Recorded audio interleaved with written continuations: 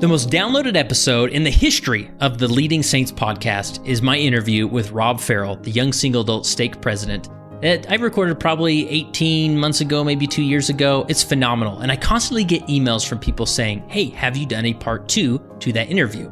Well, I'm happy to say we've done so much more than a part 2. We actually invited Rob to present in front of a live audience, and we recorded it all. He gives us 5 additional hours, roughly, of content of his leadership approach and perspective. It is so helpful.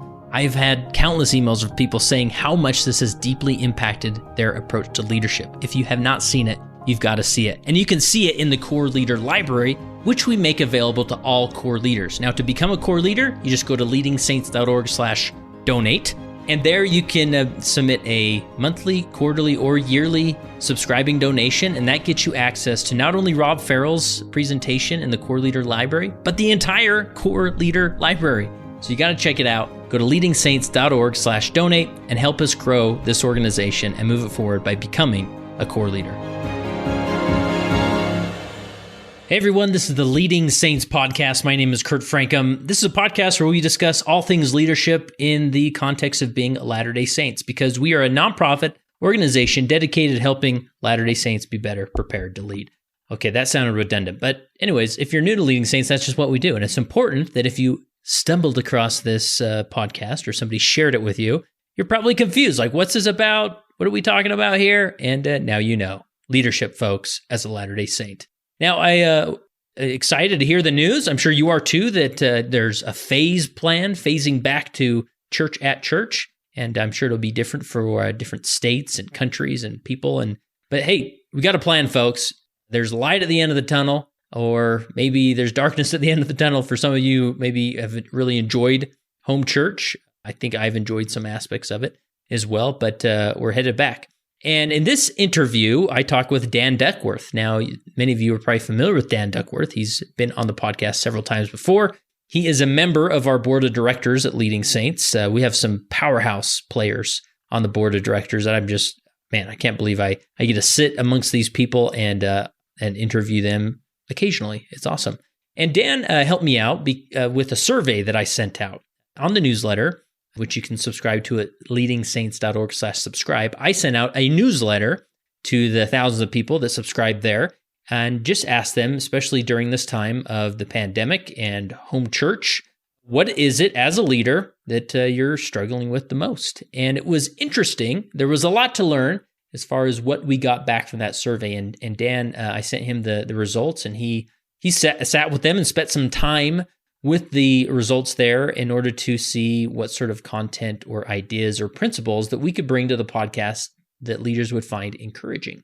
And the episode that follows, I've already recorded it. I obviously make these introductions after I record it. It's a phenomenal discussion. I think it's one that you'll maybe want to listen to a couple times. Maybe if you listen at 3 times speed or 2 times speed on the podcast, you may want to slow it down a little bit, because there's some concepts here that you might find that you want to pause and sit with for a little bit as far as being a pondering person. And we talk about that idea of pondering.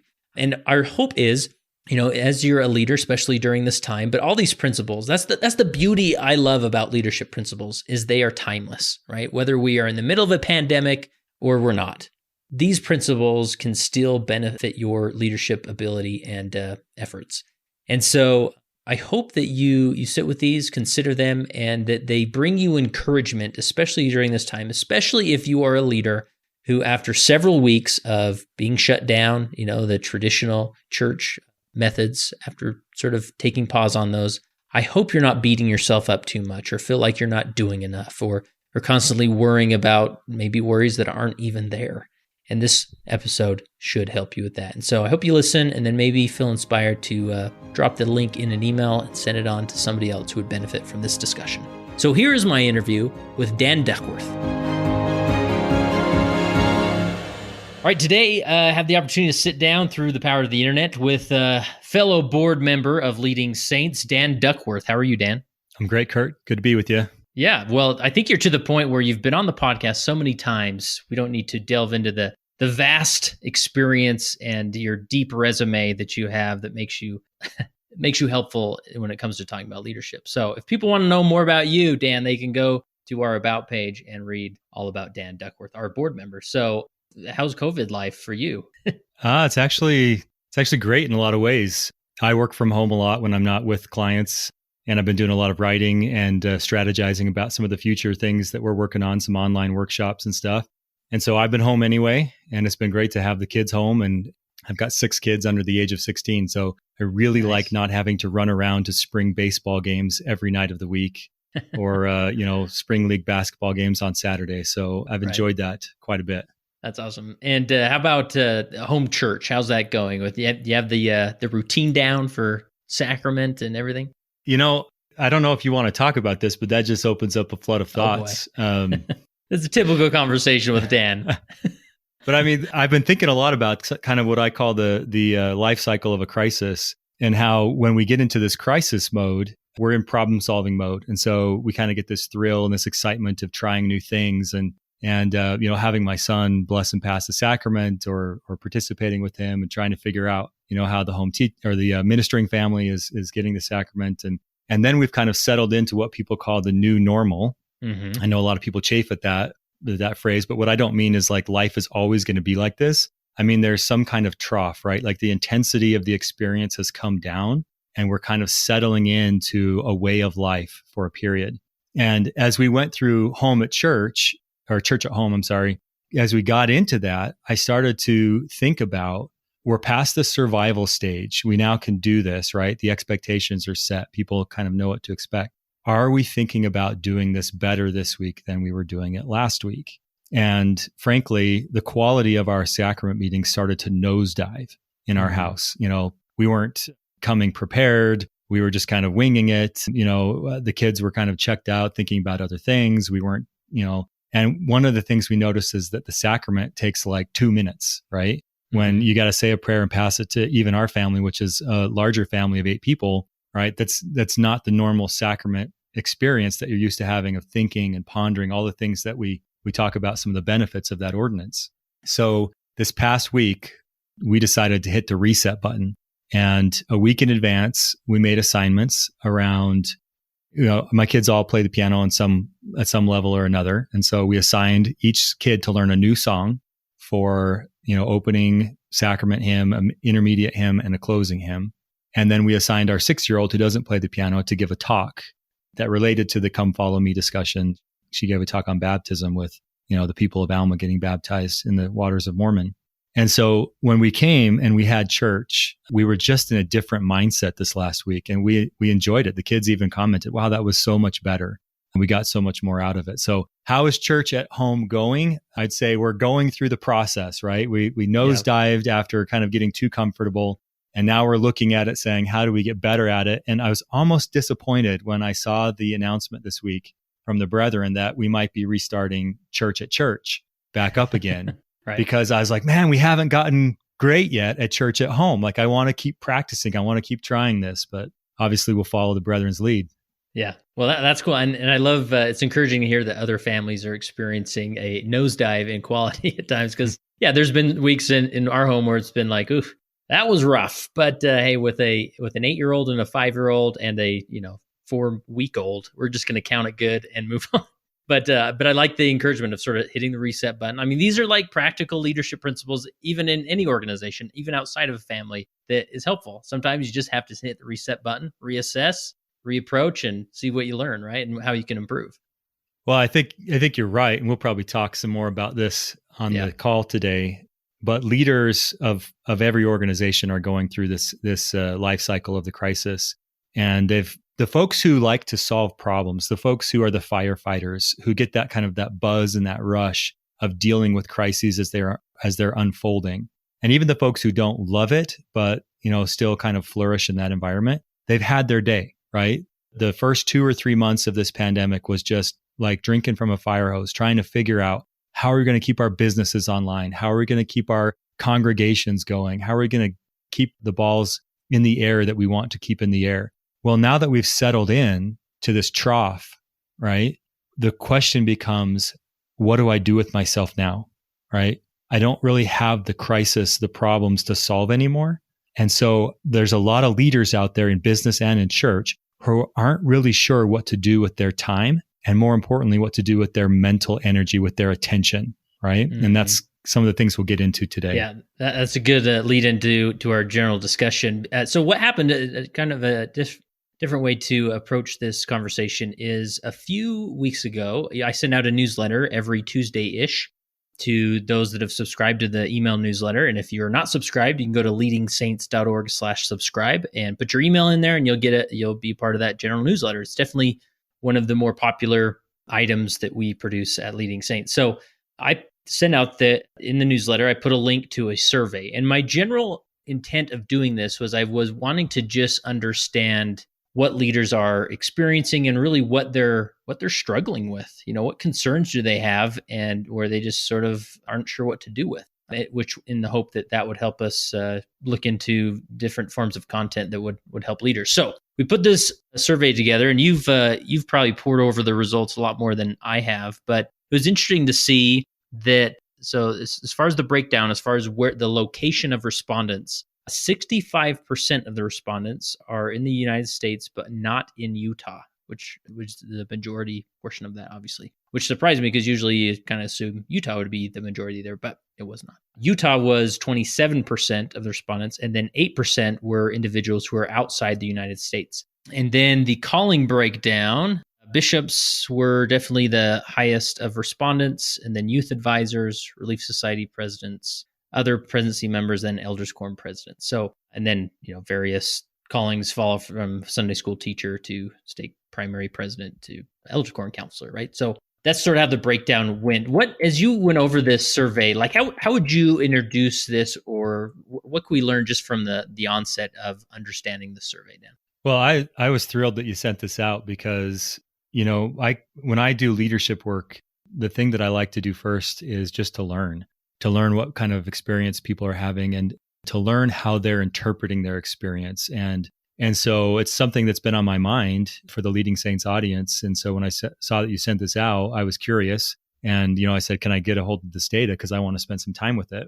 When I first looked at it, there was about 120 responses. And I thought, okay, I can go through 120 responses. And then when I finally got around to going through with it, there was 318. I was like, whoa, okay, so this is going to be a fair amount of work to go through 318 responses. But they were obviously degrees of quality in terms of how much information people put in. And it was one open-ended question was the bulk of the information. What's the biggest leadership challenge that you're facing right now? And with an open-ended question and survey data, it's hard to make conclusions out of that. So we'll get into kind of my biggest conclusion in a minute.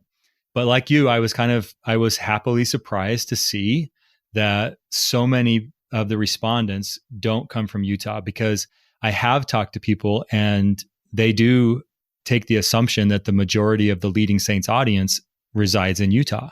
And obviously this doesn't reflect the audience per se, but it does reflect a certain level of engagement. So we've got high engagement for the audience outside the state of Utah.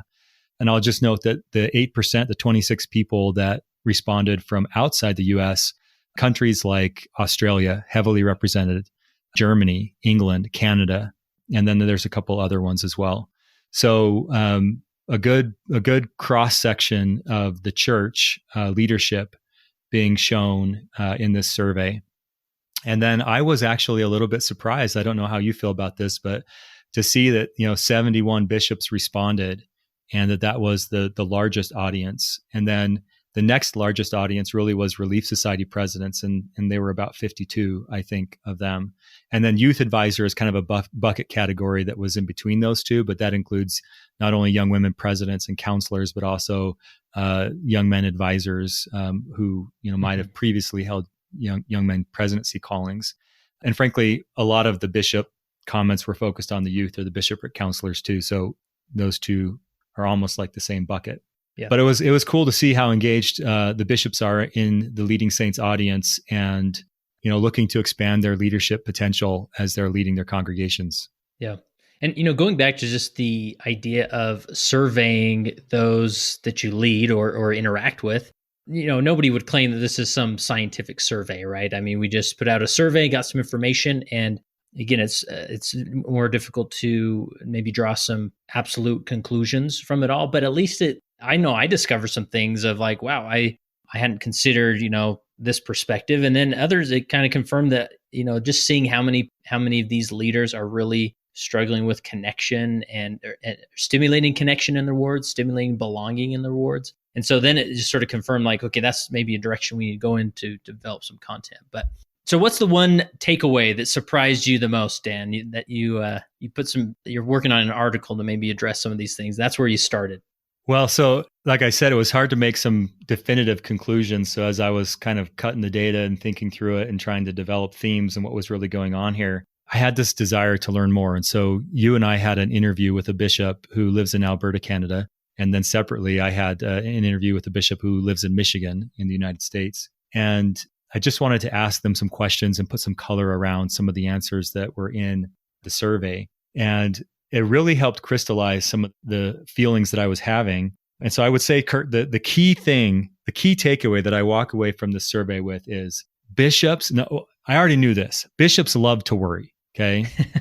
And that makes them normal because most of the leaders that I work with, they worry incessantly. It's how they occupy their mind. They're constantly running through what might go wrong and what should I be doing that I'm not doing. And bishops, they fit this mindset. And so if there's one thing that I can take conclusively out of this survey is confirmation that bishops tend to generally fall into what we call a transactional leadership mindset. But that didn't surprise me. That was just confirming. Yeah, that's human nature, right? It's human nature, right? And so that's the work that I do with my clients is trying to shift them from that transactional mindset to a transformational mindset. So not surprised. But here's what kind of took me back a little bit. In this new environment of church at home, when bishops can't be in a room with the ward council, or they can't sit on the pew and look into the people's eyes, or they can't bump shoulders with sister so-and-so in the hallway or brother so-and-so, after church, they don't know what to worry about. Right. And so now sitting at home, they still worry. It's not like they're saying, oh, I don't have to worry at all because I don't know what the problems are. Yeah. Creates a vacuum, right? Yeah. They're worried that there's a vacuum. They're saying, I'm worried that I don't know what to worry about. And that's a theme that really kind of comes through as I look through the data and as I talk to these bishops on the phone, is they don't like not knowing. Mm-hmm. And the fundamental assumption that they all make is that there are problems and that things are worse than I know. And so they put themselves into a problem-solving mindset, what we would call the transactional mindset. Yeah.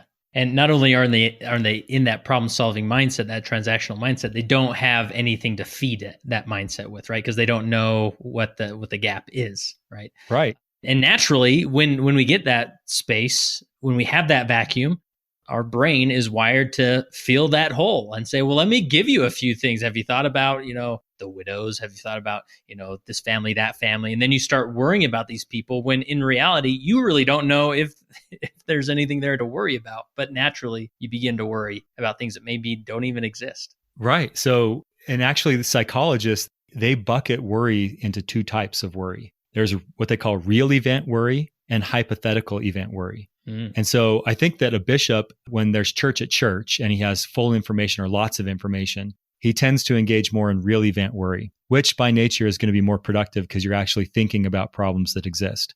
But without information, what we're seeing in the survey and through the phone calls is that not only bishops, but all leaders of every stripe are falling into hypothetical event worry, which is they're worrying about things that may happen or may be happening, but which they don't know are happening.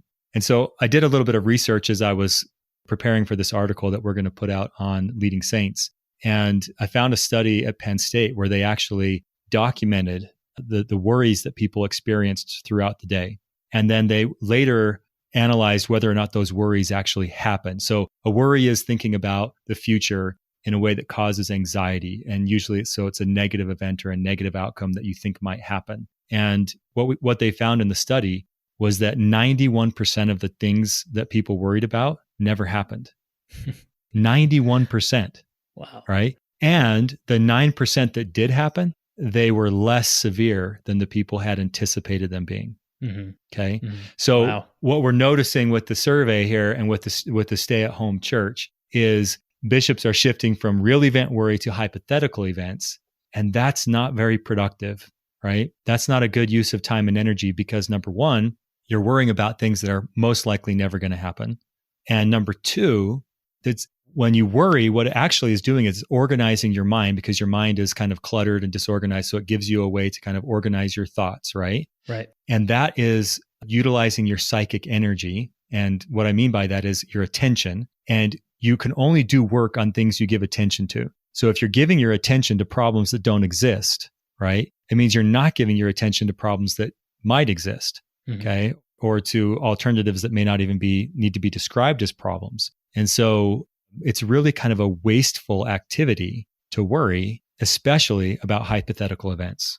Yeah. No, I love that. Again, I love the point that when we worry about things that are hypothetical, we really don't know what's real to worry about or to focus on, right? It's that focus component where we put our effort in and work is on the problems that exist. But if we are creating hypothetical problems, we're just spinning our wheels, even though it feels like we're doing something. And I've gotten that sense from a lot of leaders that, they're doing the Zoom meeting, they're doing the phone calls or whatever, and they feel like, okay, I think I'm doing something. And it can only almost have this counterfeit feeling of, yeah, I'm an effective leader because look what I'm doing. And it feels like I'm doing something, when in reality, you may not be moving that mission or vision of your organization forward. Yeah, I think that's the other big takeaway from the survey is the bishops have a desire to do something, and the Relief Society presidents especially. And in fact, I might even go so far as to say that sense is stronger with the Relief Society presidents than with the bishops, is I feel like I need to be doing something. And actually, one of the quotes, I'm going to look it up real quick. They said, "It's a struggle to understand the best way to help people right now without just doing things to make us feel like we are doing something," right? Mm-hmm. And so again, doing is another way to organize the mind. It's actually a little bit different than worrying, which is just kind of sitting there and not doing something, but worrying about, future events. I'm going to go do something because that makes me feel like I'm being productive, right? Without actually knowing whether or not that's being productive. And I'll give you the example of one of the bishops that we talked to on the phone. He heard that a bishop had done a virtual activity, a virtual scavenger hunt in his area. And he said, well, if they're doing a virtual scavenger hunt for the youth, we should do a virtual scavenger hunt for the youth. And it had apparently received, great acclaim, that it had gone really well. And so we said, how did it go? And he said, it was terrible. It fell flat. It was, it didn't do anything, right? Okay. So here's this desire and this need to feel like I'm doing something. And so I just do something. And yet it's not delivering any value because it's not solving a real problem from a problem solver's mindset, or it's not leading the congregation, leading the flock to a new level, which would be a transformational mindset.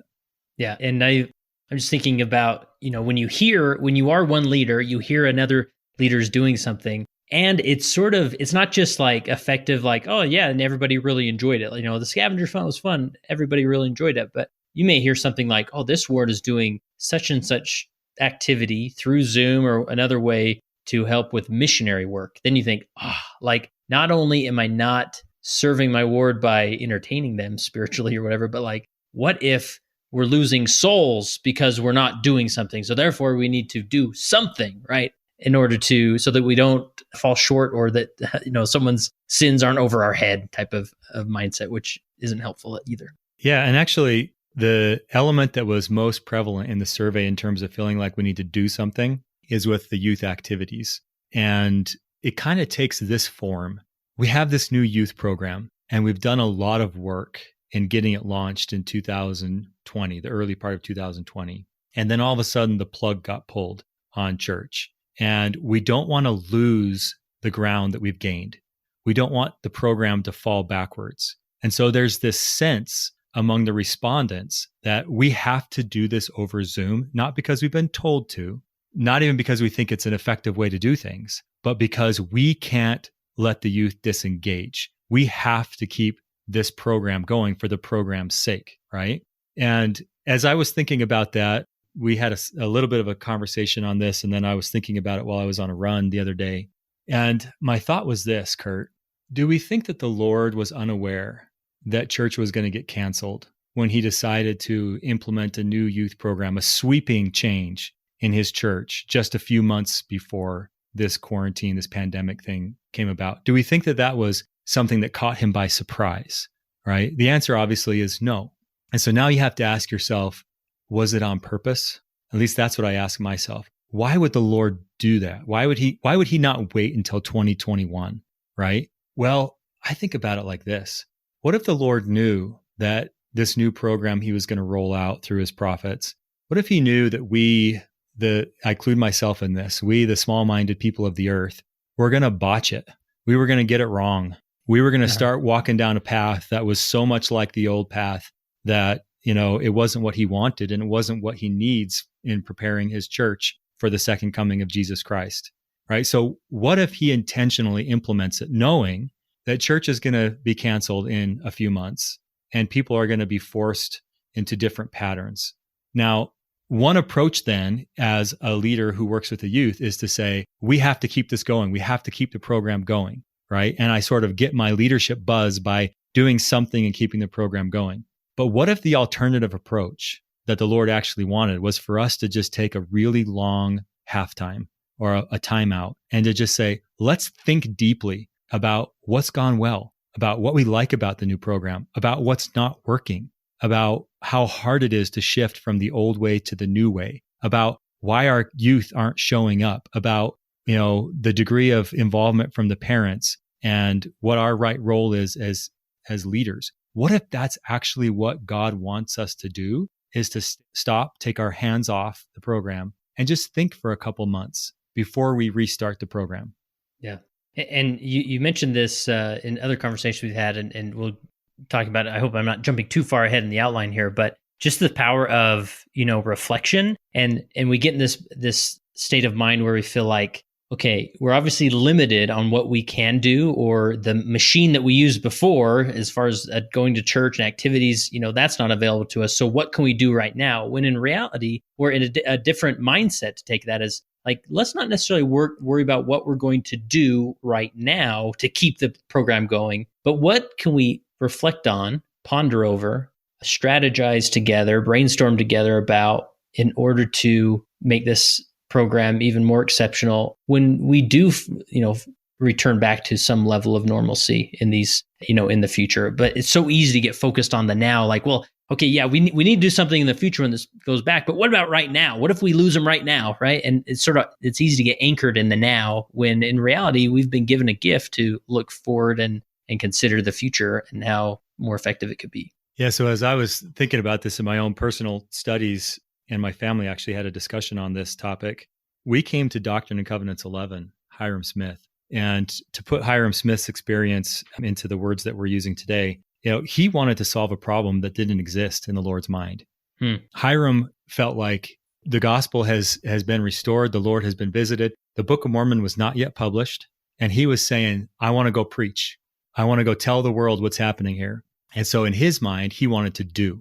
And he was worried that he wasn't doing. And in that section, the Lord is very clear with Hyrum. He says multiple times, hold your peace, be patient. In essence, he's saying, I'm not asking you to do that, so stop. Hold on for a second, okay? But it's what's instructive in that chapter, in that section for me, isn't just that the Lord tells him, no, don't go out and do. He doesn't say, chill out and take a vacation. He doesn't say, kick your feet up and relax. He says, I have a different kind of work for you to do. And it's the work of pondering, okay? So I'm going to come back to D&C 11 in a second, but I want to just kind of highlight one of the things that the bishops said to us on the phone. Because in one comment, he said, I've got a great ward. I'm paraphrasing. I've got a great ward. We've got no problems. In fact, his exact words were, we have very few underperformers. And in the very next sentence, he said something to the effect of, I'm worried that I'm not doing enough. And I'm worried that what I am doing isn't reaching the people who need it, right? And that's a total non sequitur. You just said you have no evidence of problems. And now you're saying that you're not being effective solving the problems that don't even exist, right? But that's that mindset that says, well, there must be problems, even though he's done a lot. This is not a bishop that's hiding in a closet. He's very engaged with his people. Yeah. He's doing surveys. He's doing all kinds of things. And he's saying, I have no evidence of problems, and yet I can't stop worrying about problems. And so I pointed that out to him on the phone, and very humbly and meekly, he said, you're right. And he said, I've been thinking recently about the distinction between worrying and pondering. And one of the things that really stuck out to me is he said, right now, all I have is my worry. When I'm in my bed, I'm worrying. When I'm Getting ready for the day, I'm worrying, what's going on with the ward? And in fact, I've put in the article the 5 things that bishops are worrying most about, which all relate to not knowing what to worry about. The first one is, are the ward members doing what they're supposed to be doing at home? In other words, can I trust them to manage their own home-centered worship? Okay. Number 2, are the ward leaders and ministers doing what they're supposed to be doing?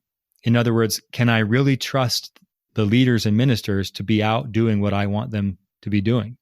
Number 3, am I doing what I'm supposed to be doing? There is a strong theme in the comments of bishops wondering if someone's going to call them out and say, hey, you're not being a good bishop, right? You should have been doing it differently. In fact, I'm going to pause on this one and just say, I was fascinated by one of the comments that came from a bishop's wife.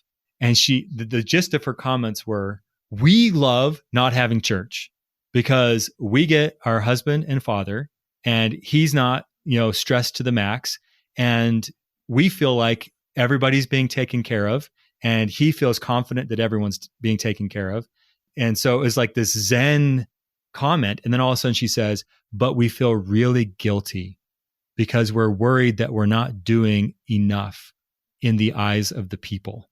We're worried that the people think my husband is a bad bishop because he's not holding weekly Zoom calls, weekly, for church and for, youth activities and whatever. There's so many things going on out there. I mean, honestly, as we mentioned earlier, it's become Bishop Pinterest, right? Mm-hmm. It's like this, it's ward Pinterest. It's like, well, what's your ward doing? Oh, well, what's your, every conversation I'm in, Kurt, people want to know what your ward is doing. And there's sort of this sense of comparing, like, right. Oh, who's doing more? Who's doing less? It's how I started this conversation, Dan. I said, how's things going in your home, right? And there's a little bit of me thinking, like, taking notes, like, oh, yeah, that's not a bad idea. Okay, man, I'm not living up to that. And right? there's nothing wrong with learning from each other, right? Yeah, sure, right. But when you take the transactional mindset that says, I have to be solving problems, all of a sudden, problems that don't exist in your ward suddenly exist in your mind. Mm-hmm. Because they must have existed for somebody else's ward. That's why they held the activity they did, or they do the Sunday school calls that they do, right? But they don't exist for your ward. Okay. So there's a local YSA bishop here. And, our particular ward, we're having a couple missionary homecoming type things on Zoom that the youth are going to. But we're not really doing a lot in terms of Sunday meetings or anything like that, which seems to suit my family well. I don't know how it's suiting everybody else. But then we see a YSA bishop in the area, and he says, we're having a weekly ward prayer Zoom meeting on Sunday nights, right? And the very first temptation is to go, oh, should we be doing that? Well, listen, there's a very distinct need for a YSA ward, and this bishop has tuned into that need, right? And so he's doing that because it meets a need that's real, right? Versus a need that's hypothetical. And so, that's key there. So this bishop's wife, anyway, she says, we feel so guilty about this, even though we feel confident that we're doing the right thing. Okay. So we're worried about what we should be worried about. Number 4 of what's on the bishop's minds is who needs help and are they getting the help they need? Okay. I ranked it number 4 because it's the 4th strongest theme. It's not the first strongest theme, right? The first, second, and third are about, are people doing what they're supposed to be doing? Number 4 is, are people getting the help that they need? That's just telling, okay? And it's not condemning, it's normal, right? It's just who we are. We're so focused on solving problems. And number 5 is anything I'm doing making a difference, okay? And that's, I think, a common concern for bishops, whether church is at home or church is at church, is they go home at night, they got the buzz from solving all the problems, from fighting all the fires, and then in their quieter moments, they wonder, but is it making a difference? And that, my friend, that's a transformational longing. That's something in your soul saying to you, you want to make a difference, okay? And I would suggest that if bishops and other church leaders would spend a little bit more time doing the work of pondering on those types of impressions and those types of yearnings to make a difference, they might reorient the way they use their time during the COVID-19 period, but also when things go back to normal. Right. Yeah, especially in the future when you don't have, a pandemic that shuts everything down, giving you time to ponder. When you realize the benefit and experience the benefit of regular pondering. And again, this is like cliche. Every bishop is like, yeah, I know pondering, yada, yada. I try, but I'm busy, whatever. But to really prioritize it maybe higher than you were so that you do have those moments of, what do you say, hold your peace moments, right? Where you can just stop and say, okay, I want to run off and do these things, but I'm going to hold my peace right now and sit with it and see if there's any deeper inspiration that maybe would come while holding that peace. And back to Hyrum Smith, just to follow that up, pondering isn't an activity you do. And that's where I think we go awry in today's fast-paced culture.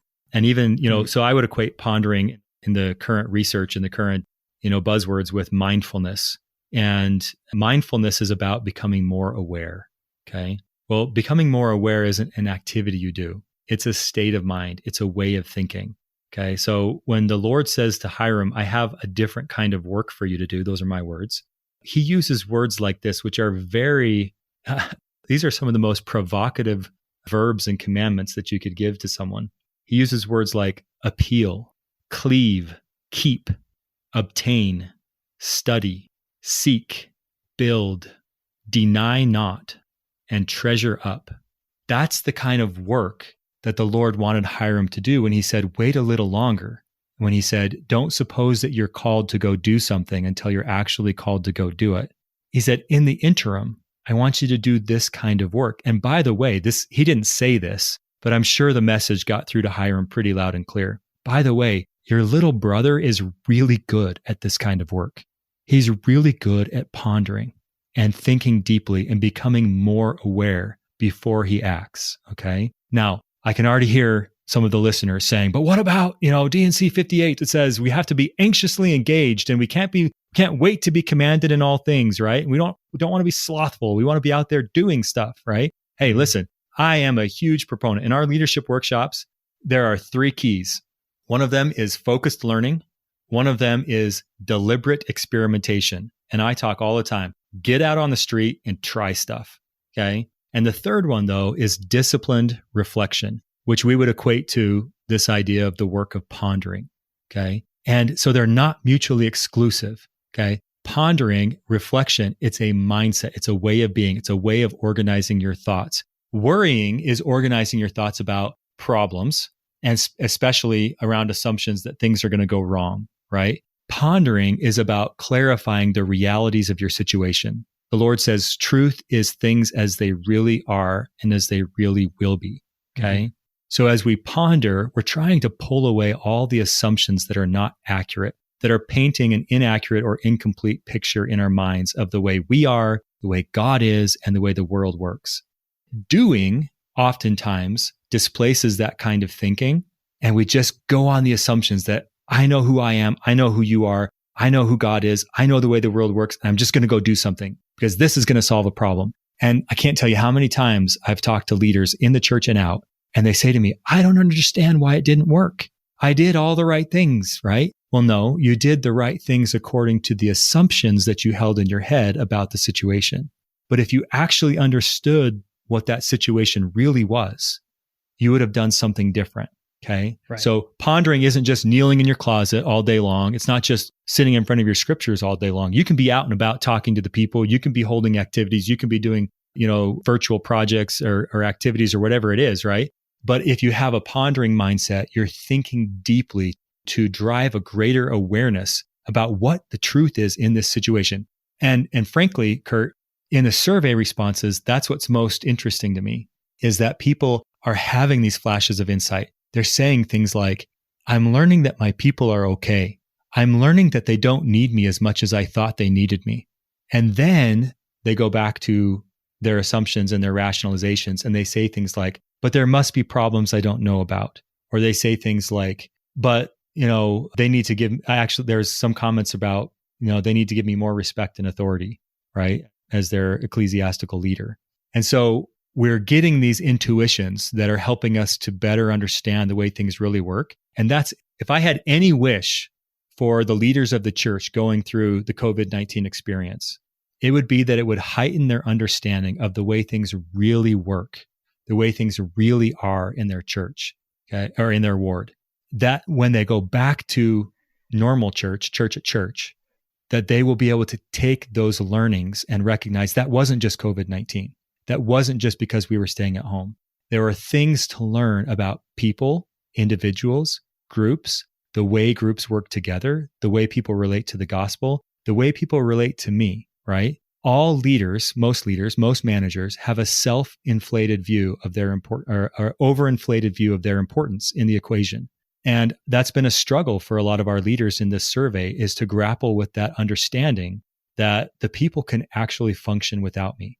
And so we tend to make it seem like there must be problems. There must be things that I have to go solve because I have to feel important, right? I have to feel like I have value and worth.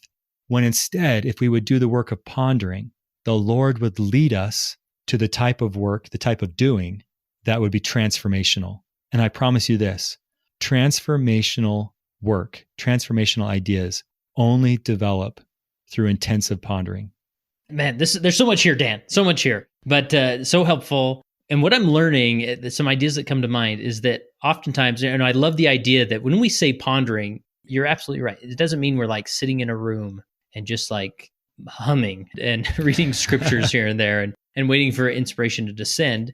But at the same time, going out and doing something doesn't necessarily mean we're doing something to formulate some level of success, but rather we're doing things to formulate some level of learning about the situation altogether. And my mind constantly goes back to this word of surrender. Like this action of pondering has a healthy ingredient of surrender in it, where, going back to the example of a youth leader, where they're thinking, I want to maintain control of how our youth is experiencing the new youth program. And I don't want to lose ground. So therefore, I'm going to double up on the Zoom activities. We're going to do all these things in order to formulate a level of success with the youth program. But I think the big difference here is what you're articulating is that no, instead you get a mindset of I'm going to do, but I'm going to surrender all control as far as what form of success or what success looks like at the end of this. And I'm going to learn and allow this pondering process to unfold in order for a deeper or higher level of success or God's measure of success to be made manifest rather than my artificial creation of success. Right. Am I on the right track? Yeah. So let's take it to a one-on-one ministering example. So we often hear stories in the church about, I showed up and I delivered a loaf of bread and it made all the difference in this person's life. Okay. And we've had those experiences where literally, somebody showed up at just the right time with a bag of apples or a loaf of bread or whatever piece of service they had to offer. And it was a godsend. Okay. But we hear those so often that we start to think that reaching out, or I'm going to use the word connecting because I write about that quite a bit in the article, that connecting is so that I can discover your problem and solve your problem. Okay. And that's how we approach our experiences. And that has, when you get it right, when they actually have that problem and you actually solve that problem, it's magical. Okay. But when you get it wrong, it leaves a bad taste in the mouths of the people. And they say, wow, I think I was just being used to validate that person's self-identity. They were looking for a problem and they just went home feeling like they solved my problem. Or if you're the leader and you didn't find a problem, you walk away going, I thought there was a problem there and I couldn't find a problem. And so maybe I don't know how to get revelation, right? Or whatever it is.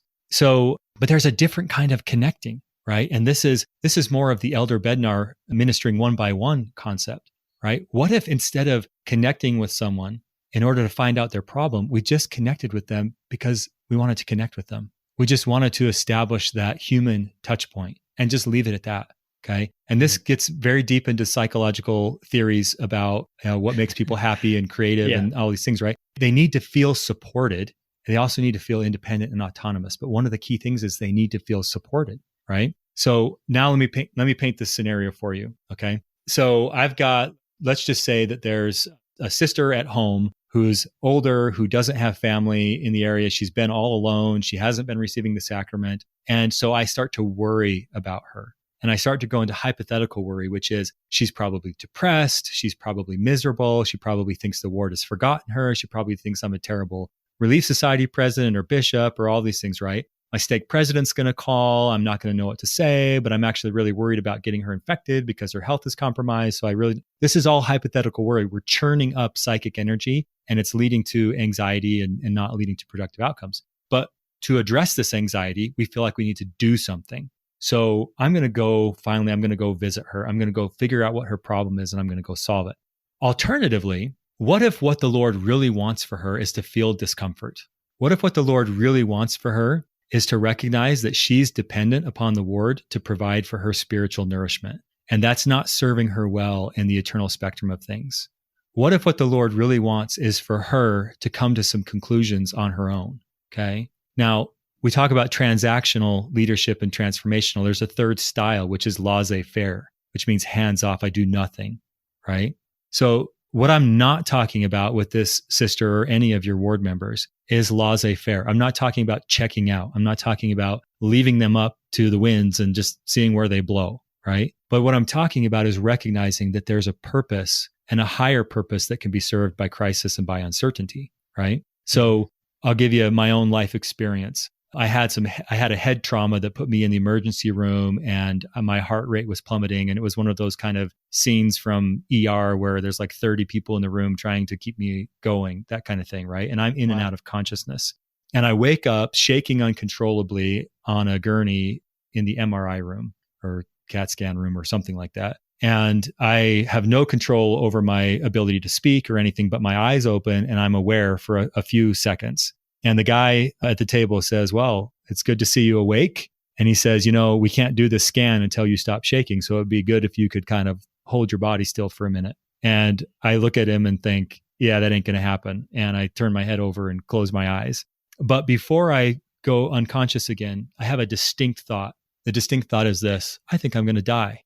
And the second thought was, I really believe in God, because right now I've turned all of my thoughts and all of my energy and attention to God in this moment. For my wife, for my kids, for my current situation, I've placed everything on him. And I walked away from that overall experience with my health going, wow, when push came to shove, I really believe in God. Okay. Now, what if this sister at home or any of the youth or whoever else that we're worried about, what if what they really need to do is get into an extremity where they are alone, where they feel utterly incapable and have to put themselves totally in God's hands? What if God really wants to communicate to them that He's there, that He's their support? And what if they really need to walk away from this experience knowing that He loves them and cares for them, not because somebody showed up with a loaf of bread at the right moment, but because the Holy Ghost pierced their heart and said, even when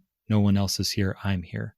Okay. Now, again, it's not laissez-faire leadership. So what's the role of the leader in this kind of situation? And this is not a one size fits all either, by the way. Yeah, right. If people are in crisis, if they're in a mental health crisis or a physical health crisis, they need help. You have to intervene. You have to go to them and you have to serve them in very distinctive ways. There are problems that need to be solved. But if they're not in a mental or physical health crisis, okay, what we can do as leaders is we can comfort those that stand in need of comfort without taking their comfort away. Mm-hmm. We can mourn with those that are mourning without taking the cause of their mourning away, right? And that kind of creates a boundary, a psychological boundary around them that lets them feel that support that says, hey, this won't go too far. If this starts to slide into crisis, you have someone you can call or somebody will be here and will show up. So you can go through this uncomfortable period, which, by the way, discomfort and growth they go hand in hand, right? If you're not uncomfortable, you are not growing.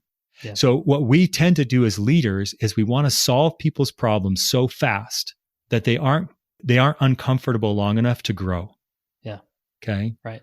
So this is the transformational mindset, Kurt, where we say, my responsibility is not to keep the peace. My responsibility is not to keep you comfortable. My responsibility is not to solve all your problems.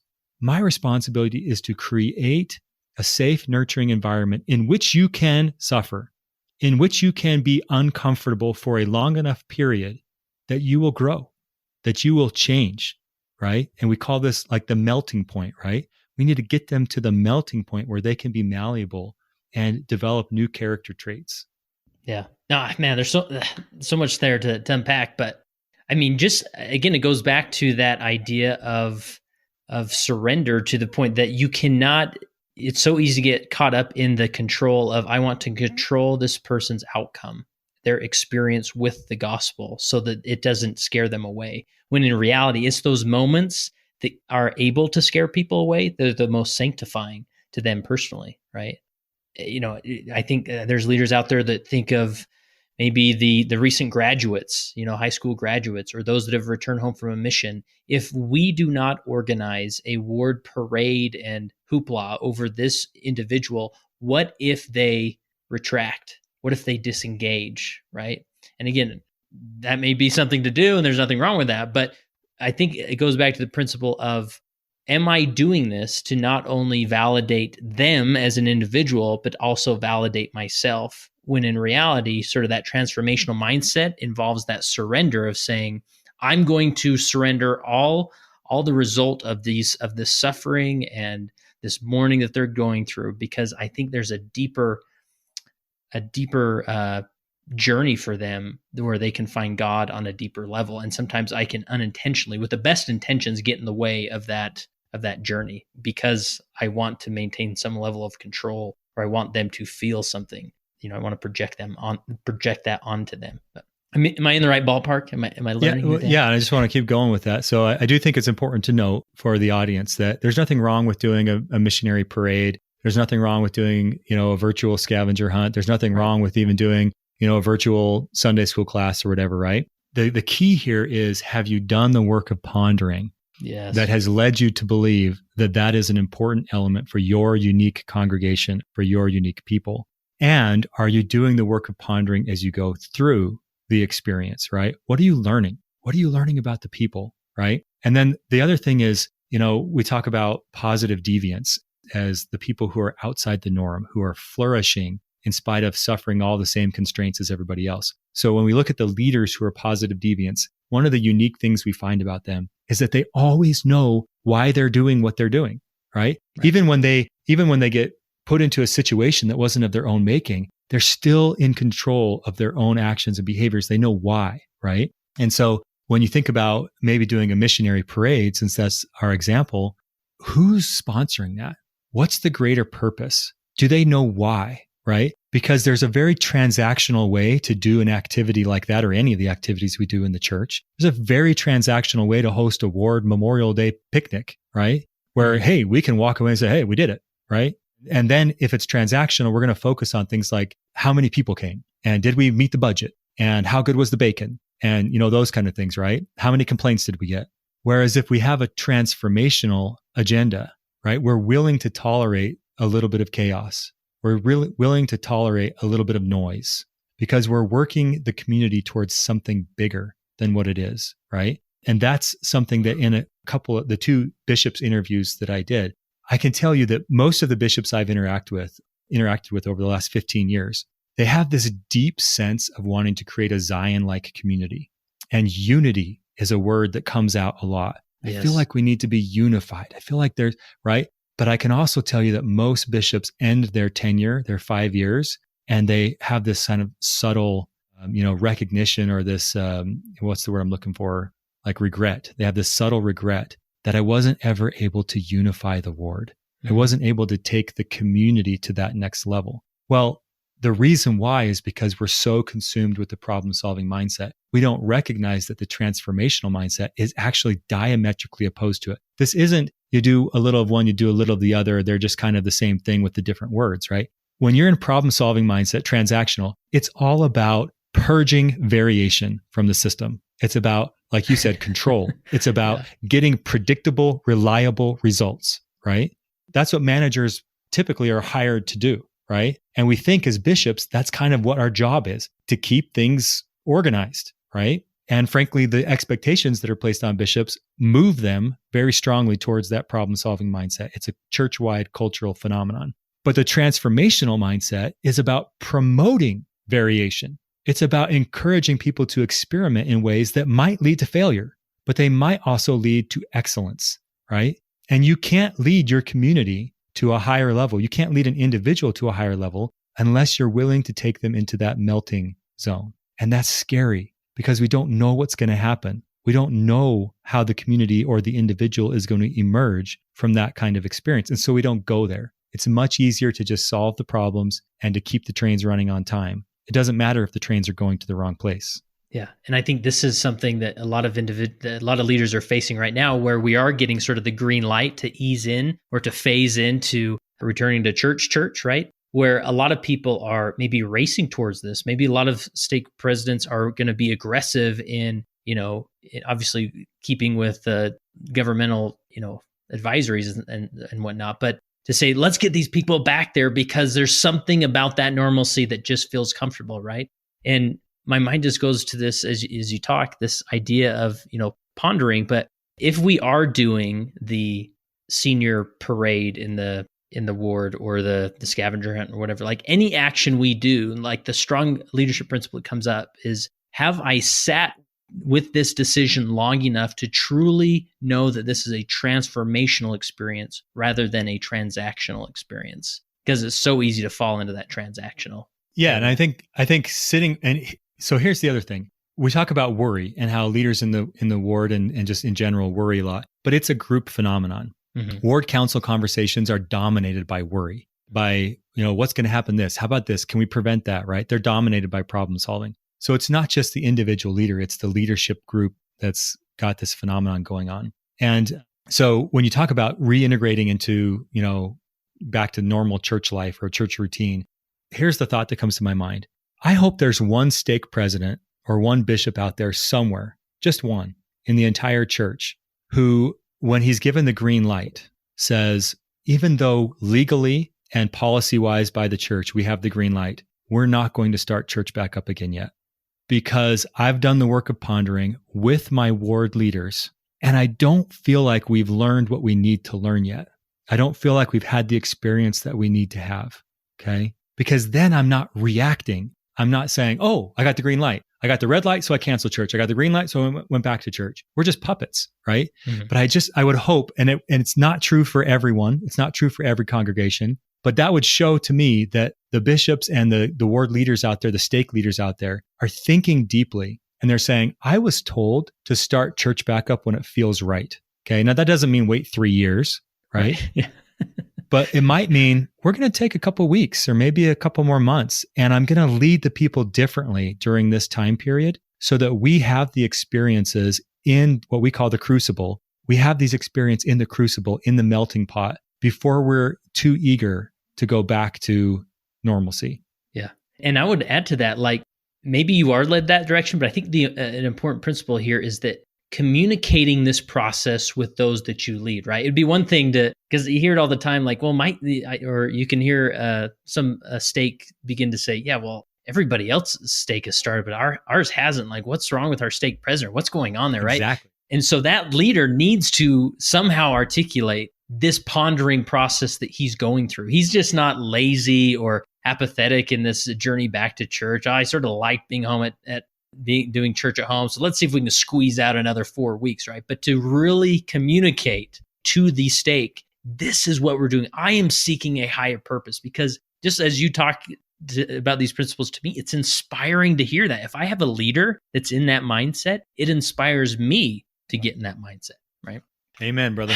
Have we covered it all, Dan? I mean, we solved the world's problems. This is it. No, we're not solving any problems. We're That's doing right. We're not transactional here. That's right. Well, cool. And, I'll just say, since we're on this topic, as a closing thought, okay. I used to have a client that I was half coaching, and then I took on an executive role with his company. Whenever I started to talk about anything that wasn't problem solving, he would throw his hands up in the air and he would say, "There you go again. You just want us to sit around and stare at our belly buttons." And he would just repeatedly say, like, I don't like staring at my belly button. I like doing stuff, right? And so I just want to reiterate for the audience out there, the work of pondering is not staring at your belly button. The work of pondering is intense, and it also takes place on the street. But as you go about your work, as you go about your day, as you go about your walks in the neighborhood or your phone calls, right? It's a different mindset to say, what's your problem and how can I solve it? Than it is simply to say, I'm here. I'm here just to learn and to absorb and to be. And the Spirit speaks to those who are still. And that's the number one leadership principle and leadership tool that the Church of Jesus Christ of Latter-day Saints leaders have over all the other leaders of the world that I work with. Not that they can't receive the Spirit in their callings, but that the Spirit is directly engaged in the work of the Lord's church. So we should be, our primary priority and focus should be doing the work that invites the Holy Spirit into the work. And that concludes my interview with Dan Duckworth. Wow. I mean, so many things to consider, contemplate. Don't hesitate to just put this back to the start of the episode and listen again, because there's some things to really sit with and ponder over, right? Obviously, that's what we're talking about. But in my own life right now, I'm in the midst of, it is May 20th right now. Our lease in this home we're living in is up at the end of the month. We're moving. We don't know where we're moving.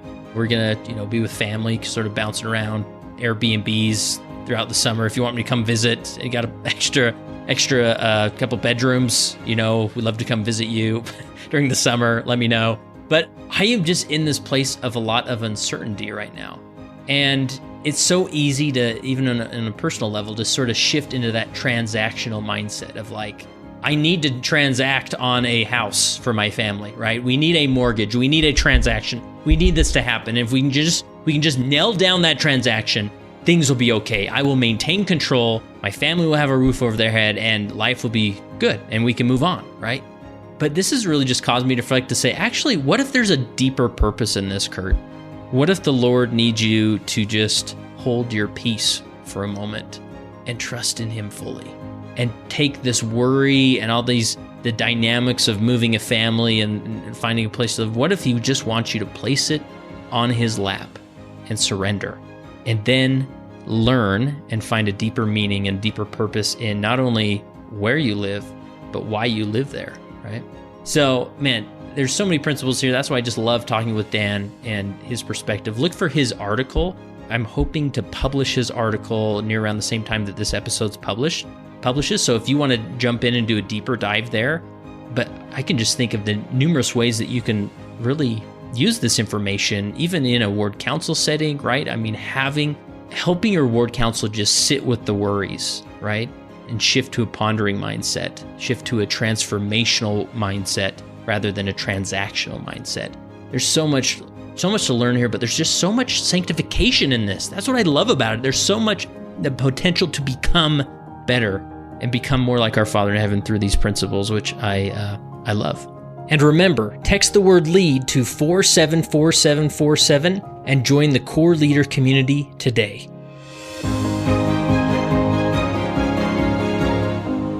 All right, we're sneaking this in at the end of this episode here because you need to know about Angie Chandler and Come Follow Me FHE. Angie, how are you? Oh, I'm so good. Thanks for having me, Kurt. Yeah. So what's the introduction? I mean, when people ask you what you do with Come Follow Me, because it is quite unique and so helpful, how do you respond? So I am an elementary educator, and I always tell people that what we do is we offer a Come Follow Me subscription for primary age kids, because that's where my expertise lies. And so our lessons just make the gospel come to life for kids. We don't believe in like crossword puzzles or word search kind of busy work things. We really like to tie everything into the scripture stories directly to help the kids learn about the Book of Mormon or the Bible, whatever we're studying that year. Mm-hmm. And so is this like a packet that you send out digitally, and how's it work? Okay, yeah. So we offer a digital subscription, and then we also offer it in workbook format for families. And the reason that we started doing this is because we had so many families that just felt really overwhelmed by Come Follow Me. I don't know how you guys felt, but a lot of us. I still am, Angie. Yes. I think a lot of us felt like, oh my word, one more thing. And especially moms that already felt overwhelmed. Maybe they have multiple kids or young kids. And so we wanted to take some of that off of their plate and just help these families out so that they can implement Come Follow Me in their homes consistently. And I love the talk. Have you heard the talk from, I think it's Bednar, who talks about like home-centered learning? Yeah, and he shares a little bit of his story at home with his family, saying like, it's normally breathe crazy. My air, right? Like, yeah. And anyway, It is. It's normally crazy, but he said what matters is that you're consistently doing it, and what your kids are going to remember is the consistency of it. And that's such a huge reason why we offer our digital Come Follow Me subscription and our workbooks to families, is because it makes it feel possible for parents to do it. Yeah. So you have a digital subscription where people would subscribe, and then you release just printables and things that they can print off, and which is going to help them teach. And then you also have the workbook. Yes. And every single week, the lessons come with a full lesson plan. And what I love about this is because so many people, when we started, messaged me just saying, this is like nothing else I've seen, because I will find a lot of cute things on Pinterest or whatever, just Googling things, but I don't really know how to use them. And so I take my skill set, my teacher skill set, and I do have a team of wonderful people that help me. And we write a lesson plan to help you kind of walk through it in an age appropriate way for your primary age kids. So we even write in like, this has been a little bit of a long reading. Now take a wiggle break. Because for people who aren't teachers, I literally had so many moms messaging me in tears, just saying, this is so hard. I can't do this. I need some help. And so when they signed up for our subscription, they will message me back and say, oh my heck, this has just changed my life. My kids ask for Come Follow Me study. They want to do it because what they're doing is age appropriate. It's hands-on learning. It's not like, oh, mom, why do I have to do this, you know? And you know what? That is exactly why we started offering this subscription to people, just because we really, really believe that Come Follow Me study will change your home, even if sometimes it feels a little bit chaotic. Right. Yeah, for sure. So, and this is, I mean, you keep it simple for the most part. You're not like giving us like patterns to sew costumes and things like that. No, we make it. So really the idea, Kurt, is that you can just get on, print it off, and we say what's included, what you might need from your house. Like maybe you need string that day, or glue or scissors, crayons, whatever, simple stuff. We do object lessons here and there, but it should be things that most people have around their house. And so you should be able to just say, okay, this is what I feel like my family really needs to learn about, because we know that Come Follow Me has a lot of good content every week, right? And so that's really hard. I tell families that a lot, is don't feel like you have to cover every single thing, because that gets feeling really overwhelming. So maybe pick one thing. Like this week, our family is really learning about repentance and forgiveness and saying, I'm sorry to each other and I forgive you. And so that's very age appropriate for my kids, right? My kids are 3 up to 10. And so that's what we're focusing on. So our lessons are just meant for you to just look at, study a little bit ahead of time and say, this is what I want to focus on with my kids, and then pick those activities out and do those. Awesome. So the lesson plan, it's not like it will only work if you do every last step on it and focus on every reference. No. In fact, on our lesson plans, we have like a main lesson idea, and then we have 5 little bonus ideas that you could do for like nightly study. So a lot of people will do like the main lesson for family home evening, or on Sunday, start it for the next week. And then throughout the week, they use those little ideas that are just 5-10 minute bite-sized study items, that some of them have like a little coloring page or puzzle match or object lesson with them, that are meant to be done quick every evening. But do you know what? I always tell families this, because they say, how should I do it? When should I do it? And I just say, you know what? You do what works for your family. If it works for your family to start and do a big lesson on Sunday, but we don't technically start the lesson till Monday morning, more power to you. That is totally fine. And if it works for your family to do 10 minutes each day, every night, cool. Do it that way. Like there's no perfect way to do it, right? Right. And I think what I appreciate about your approach is that it just gives me something to sort of start with and launch me into the lesson, because before, if with nothing, it's so mentally exhausting to figure out, with my primary age kids, what we're going to talk about and how we're going to talk about it. And so you supply that and we're off and running, right? Yes. Thank you. Yeah. Cool. That's the whole hope, is that we just make it feel possible for families who feel really overwhelmed. Nice. So we are recording this at the end of May, and you're sort of in a crunch time of some pre-ordering period. So tell us about that, where we can go to learn more, and so that we can get on the pre-order list. Okay. Yes, for all of you moms that are like, that sounds really cool, but I know myself and I know that I will not use a digital subscription. Maybe you've tried one before and you're thinking, okay, awesome, but I know I won't get in and I won't print the stuff and I won't use it. We offer an ongoing workbook subscription. And what that means is we print it for you and then we ship it every quarter. So they're done in quarters, and there is a workbook for the kids and a parent-teacher manual for the parents. And so you kind of think about like at school when the teacher has a math book, curriculum book that she's teaching out of, and then all of the kids have their math workbook where they're actually working in it. So that's what ours is set up like, okay? So mom or dad can have the parent-teacher manual, and it has the lesson plan like we talked about, and it has all the instruction pages, and then the kids have their workbook. And it is meant to be studied, written in, colored, cut up, glued, like experienced.